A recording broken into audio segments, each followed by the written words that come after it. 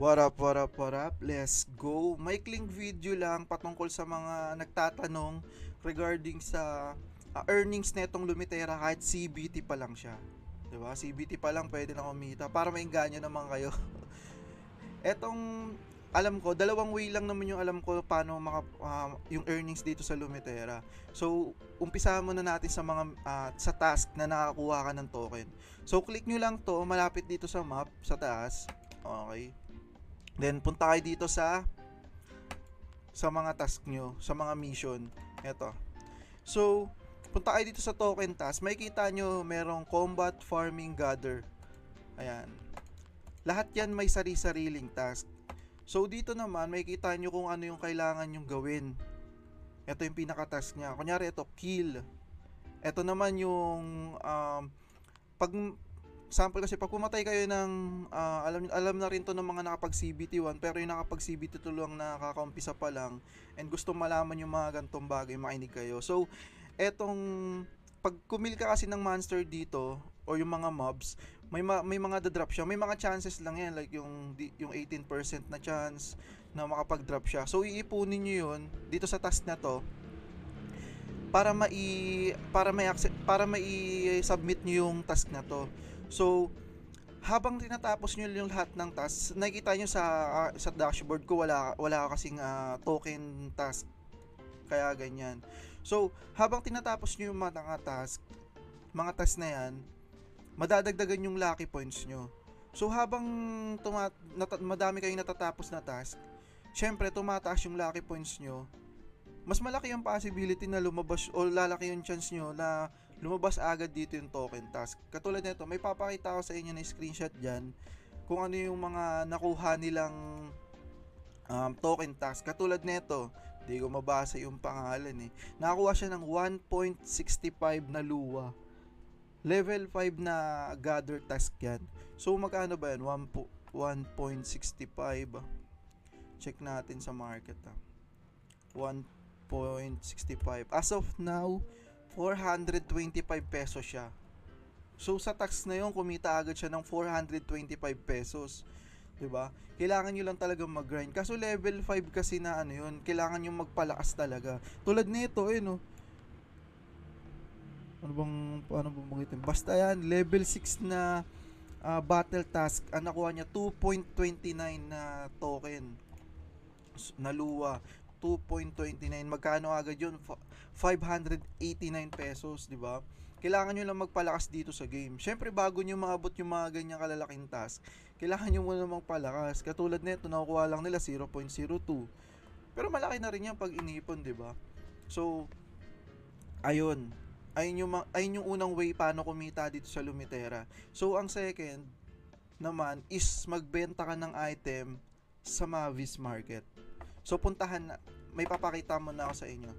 Ay sa mga tatanong pala yung libreng energy battle, punta kayo dito kay Husky May quest to. Kiklik-click nyo lang, di naman mahirap. Kiklik-click nyo lang siya, makakuha na kayo ng battle. 'Di ba? So punta tayo ngayon dito. Sa pangalawang way paano kumita dito sa Lumitera. Paano makapag-earn? Hindi gahi ako Angas ng costume ko. Hapal na.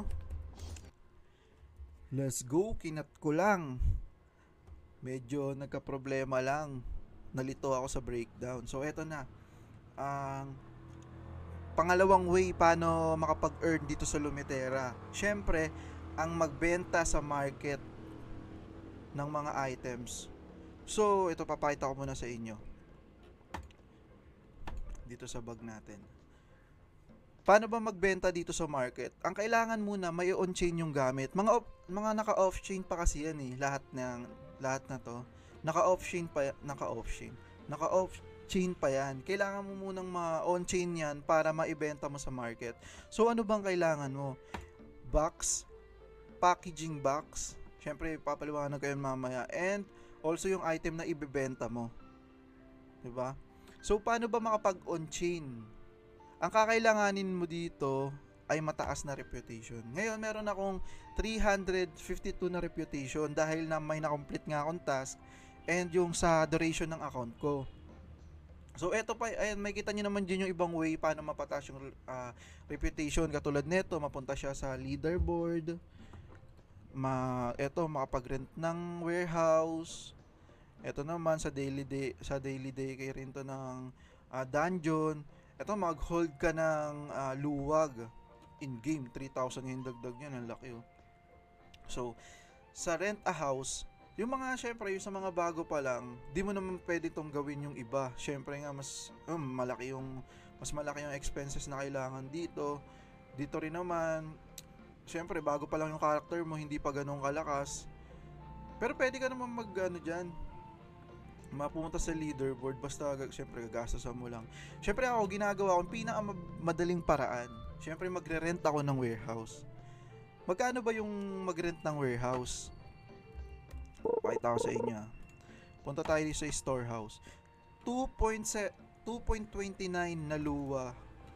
So, magkano bang 2.29 as of now? Check ko ngayon 2.29. 589 pesos. 589 pesos Tama.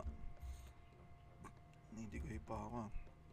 589 pesos. So, ayun ang kailangan nyo para tumaas yung reputation nyo. Kailangan nyo munang mag-rent ng warehouse. So, eto. Reputation. So, sa reputation naman, kailangan natin ng at least 500. Eto, nag-base lang ako nito sa reputation breakdown. Kailangan nyo ng required ng reputation dito is 500 para makapag-box kayo. Ito yung box, di ba? Ganito yan, ibabox nyo yung item na gusto nyo. Ayun yung pinaka purpose nitong box. Ibabox nyo yung item na gusto nyo para makapag-unchain siya. So, balik tayo dito sa reputation. So, sa reputation, sa 500 reputation, pwede kang mag-box ng 5. Yung maximum na 5 item para may on-chain siya and maibenta siya sa Mabis market. Ayun ang purpose nitong box na yun.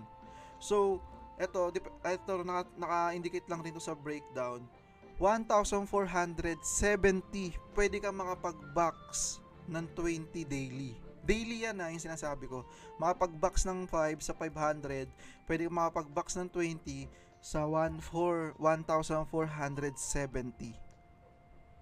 Ayun. Ayun sa breakdown yan ng ito sa spreadsheet, Google spreadsheet ng Lumitera. So, ayun lang yung mga way paano kumita dito sa Lumitera. So, ito may yung mga nagtatanong pala diyan, extra na idagdag natin to. Yung nagtatanong sa energy battle. Ito punta kayo Husky. Diba tinuro ko na sa inyo kanina yung Husky dun sa dalawang Husky kasi yan meron pa dun sa isa yung malapit sa lutuan. Doon, nakakuha ko ng isang ganto. Ayan.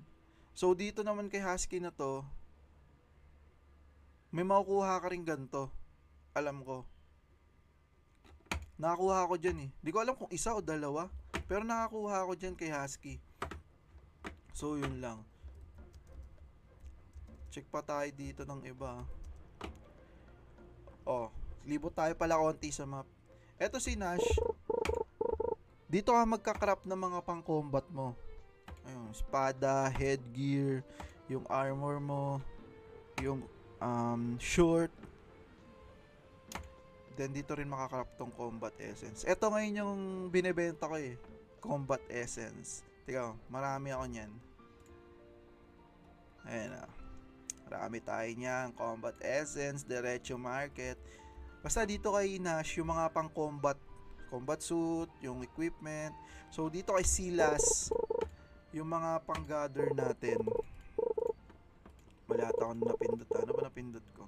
Understood natin. Ito, gathering. Ito, yung axe, yung pickaxe, yung mga damit nyo. Ito yung pang natin. Kay Silas naman to. Yung pang gather natin. Then, Along the way naman, habang kaka-start nyo pa lang, malalaman nyo na may farming dito. Kasi may homeland dito eh. Doon kayo pwede mag-farm, doon kayo pwede mag-alaga ng pet. Meron rin akong video nun eh, sa nag-aalaga ng pet. Check nyo na lang. So, dito naman, yung farming. So, pwede kayo ditong mag... eto, crop neto, yung kettle, para tumaas yung farming nyo. Ito pa. Yun lang naman. So, gagrind na ako. And, iipon ako ng mga ganito. Eto. Para kasi makabuo netong combat essence, kailangan natin nito. Yung katulad nito, yung green slime, pumpkin vines, tsaka netong wire mesh. Dito yan kay Nash. Sama ko na rin to. Kasi ito yung basic na earnings natin eh, para sa mga mabilisan lang. Ito kay Nash oh. Ito yan ayun ang kailangan nyo para makabuo nito combat essence. Tapos mag-rent kayo ng warehouse, tapos i-box nyo, tapos ibenta nyo sa Mavis Market. Paldog. Yun lang. Katapos mo na, Eugene.